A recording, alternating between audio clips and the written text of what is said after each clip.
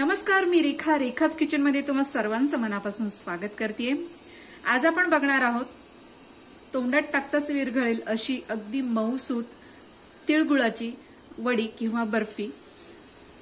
अगदी 10 ते 15 मिनिटात तयार होते।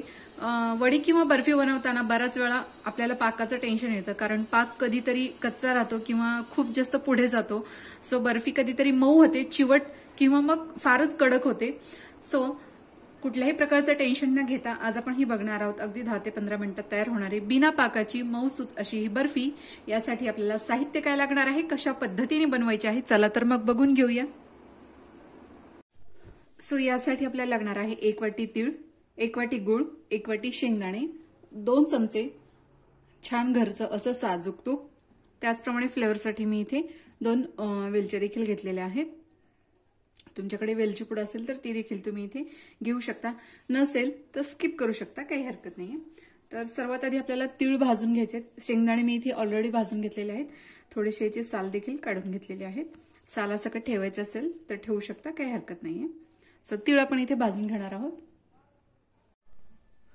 सो इथे एका कढईमध्ये आपण छान असे तीळ भाजून घेणार आहोत। मंद आचेवरच आपल्याला तीळ भाजून घ्यायचे आहेत, जेणेकरून तीळ छान भाजले जातात।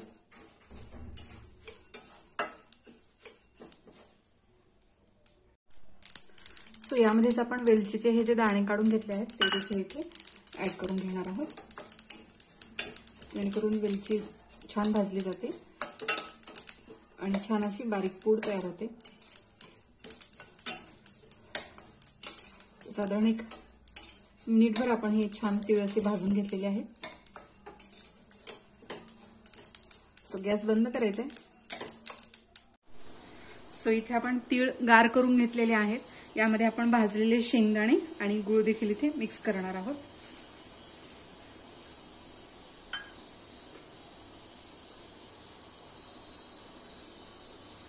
सो यामध्ये अशा पद्धतीने आपल्याला हे गूळ आणि शेंगदाणे मिक्स करून घ्यायचे आहेत।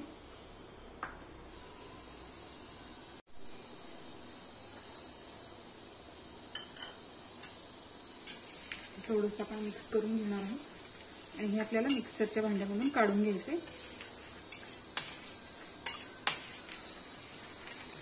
अगदी छान मऊसूत अशी आपल्याला याची वडी तयार करायची आहे।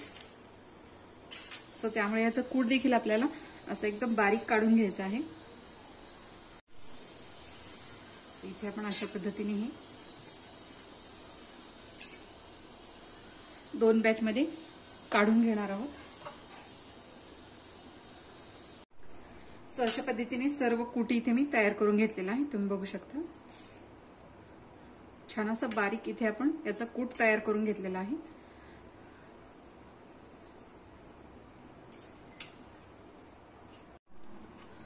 सो इथे एका कढईमध्ये आपण हे 2 चमचे तूप इथे घेणार आहोत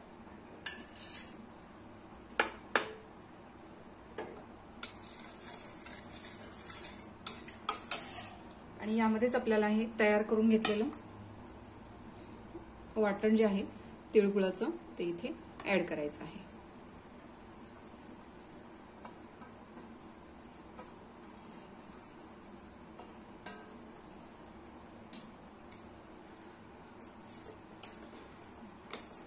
आणि फक्त 1 मिनिटभर आपल्याला छान असं हे परतून घ्यायचंय, एकजीव करून घ्यायचंय, जेणेकरून याचा छान असा घट्ट गोळा तयार होतो।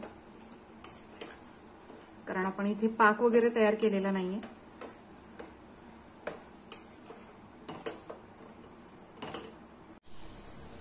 सो तुम्ही बघू शकता इथे छान असा याचा गोळा तयार झालेला आहे।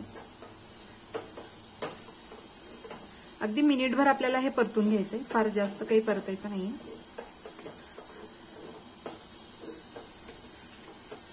सो आता गॅस बंद करायचा आहे आणि एका ताटामध्ये आपण हे मिश्रण काढून घेणार आहोत।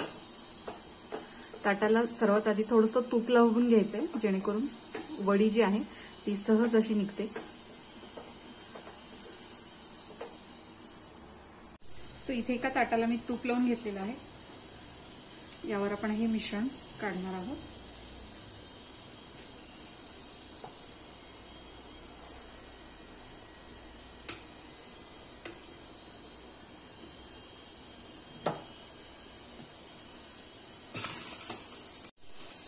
मिश्रण जे आहे ते थोडंसं आपण स्प्रेड करून घेणार आहोत, जेणेकरून आपल्याला याच्या छान अशा वड्या तयार करता येतील.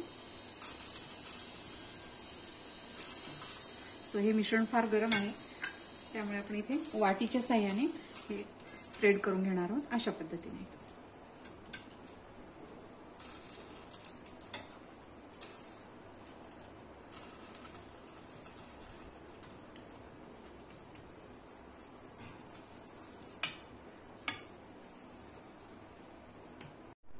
सो इथे मिश्रण आपण ताटामध्ये सगळीकडे असं व्यवस्थित पसरवून घेतलेलं आहे. यावर मी थोडेसे तीळ घालणार आहे. आपण जे तीळ भाजून घेतले होते त्यातले मी अगदी थोडेसे 1 ते 2 चमचे इथे काढून घेतलेले. तुम्हाला यावर तीळ, खोबरं, ड्रायफ्रुट्स वगैरे काही घालायचे असेल तर ते देखील इथे तुम्ही यावर स्प्रेड करू शकता. अगदी हलकं असं आपण वाटी यावर असं फिरवून घेणार आहोत, जेणेकरून तीळ जे आहेत त्याला चिकटून बसतात. मिश्रण अगदी 1 ते 2 मिनिटं आपण गार करून घेणार आहोत आणि त्यानंतर छान अशा याच्या आपण वड्या कट करून घेणार आहोत.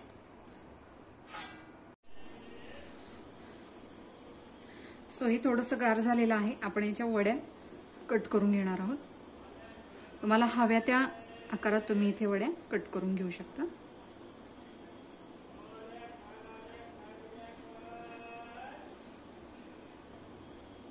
कारण मिश्रण नंतर खूप हार्ड झालं की परत आपल्याला याच्या वड्या कट करता येत नाही. सो अशा पद्धतीने इथे सर्व वड्या आपण इथे कट करून घेणार आहोत.